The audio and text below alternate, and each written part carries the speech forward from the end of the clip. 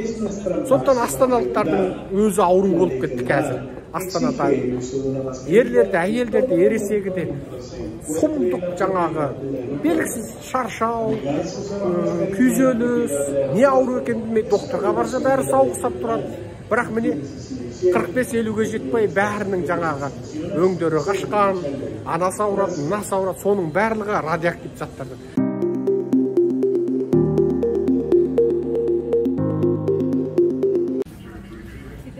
Совет одағы құлаған кезде Латвия, Литва, Эстония неғып бірден демократиялы, ашық, жариялы және бай қуатты ел құрып шыға келді. Ал қалған елдер далада қалды. Ал Балтықтың үш елінен кейін ортаға 20 жыл салғаннан кейін бар Грузия менен Украина демократияға бет алды. Бұндағы басты себеп неде? Ең басты себеп бұл арада Латвия, Литва, Эстония халқының саяси, тарихи наным түйсігінде жатыр. Олар ешқашан орыстарды құтқарушы деп ойлаған жоқ. Олар орысты ата жау деп ойлады. Кез келген Латвия, Литва, эстониялықтардың кез келгеннің қарапайым егін егушісі, картоп егушісі, қарапайым қара жұмысшы, еден жуушысынан тартып, университеттегі профессорына дейін олар орыстарды жаулаушы, басқыншы, шапқыншы деп қарады. Міне сондай көзқарас болғандықтан олар орыстарды жек көрді.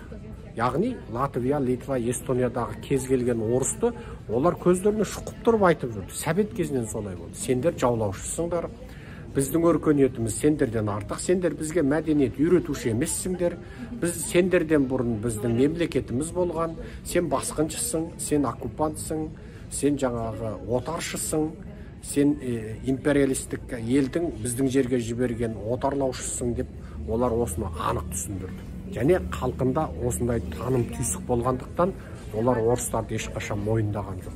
Міне сол мойындамау осы халықтарды бірден міне анау Шарпатшаның кезінде, одан Совет құрылған кезде, одан кейінгі тағы басқа кездердің барлығында бұларды кәдімгі орысқа қарсы қойды. Міне сол халықтар пайдасын көрді. Сол орыстан құтылды, өз байлығы өзіне қалды.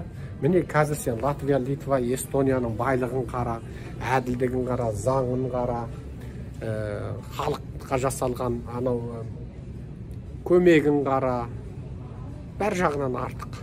Бәр жағынан артық. Ал одан кейін Грузия мен Украина кетті. Грузия мен Украинаның кеткендегі бастысы, ең бастысы нәрсе олардағы интеллигент зиялының халыққа деген үгіт насихаты болды. Халықты оятты, қатты оятты. Анау мына оятқан жоқ, қатты оятты. Сол оянған халық Грузияда, Украинада орысқа қарсы, орысшылдыққа қарсы, орыс тіліне қарсы және путиншілдікке қарсы, мәскеушілдікке қарсы күрес жасады. Сол орыстан қалай құтылды? Украина мен Грузияның экономикасы аспан құшты. Сен Украина мен Грузияның қаладарын барып көр. Оларда асып тасқан сұмдық бір жер асты байлығы, анау мынау тасып тұрған ештеңкесі жоқ Қазақстаннан. Ал солар сол заңның әділдігінен, заңның дұрыстығынан пайдасын көрді. Халқы соның пайдасын көрді. Сен енді солардың қаладарын қара. 30 жыл салған сенің астанаңды далаға лақтырып кетеді. Сенің астанаң 30 жыл салған еңбегім жаңағы мақтанам деген, ойбай Астана салдым деп жаңағы бүкіл ел жұрт мақтанып, дүниеге мақтанып, жер әлемде ондай қала жоқ. Оны Қытайдың бір жаман ауданының әкімі сала салады. Оны 5-ақ жылда салады. Бір Қытайдың анау қиыр шеттегі райондағы райцентр. Ондай анау жер теңіздің деңгейінен 4000 метр биіктіктегі Тибетте де сондай қала бар. Оны біздегілер ұқсап 30 жыл салмайды. 5-ақ жылда салады.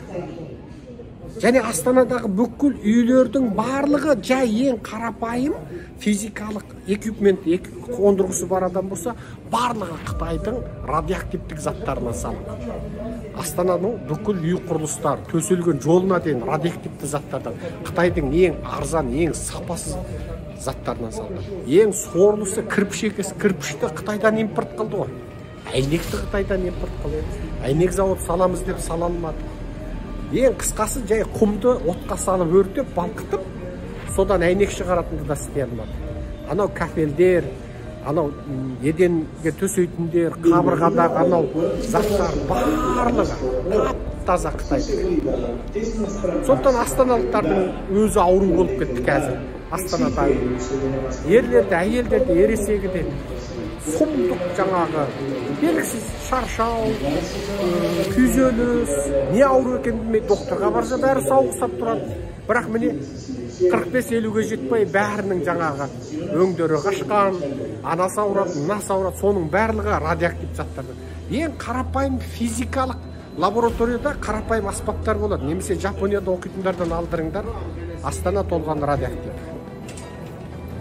Міне, біз Латвия, Литва, Эстониядан үлгі алайық. Латвия, Литва, Эстониядан үлгі алып, орыстан құтылсақ, және орыстың КГБ-нің, КМБ-нің фильтрінен өткен 30 жылдан бері қазақ халқының қанын теспей сорып отырған қанішерлерден, жалмауыздардан, нұрғауындардан, олардың әулетінен не бар 200 отбасы. Сол 200 отбасы 20 миллион қазақты сорлатып отыр. Құтылсақ, біздің өз байлығымыз өзімізге тиеді, бақытты, баяшатты, ашық, еркін, демократиялы ел боламыз. Жақсы, аман сау болыңыздар.